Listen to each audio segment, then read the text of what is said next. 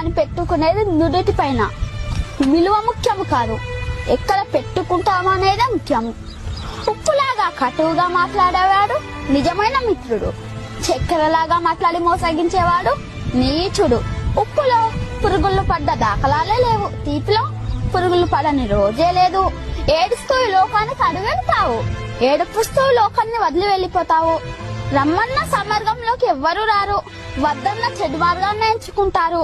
పాలు అమ్మేవాడు ఇల్లు తిరగాలి, సారా అమ్మేవాడి దగ్గరికే అందరూ వెళ్తారు.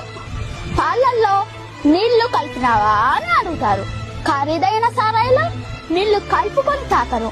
పెళ్లి ఊరేగింపులో బంధుమిత్రుల ముందు వడ్డు వెనకాల, శవయాత్రలో శవము ముందు బంధుమిత్రులు వెనకాల.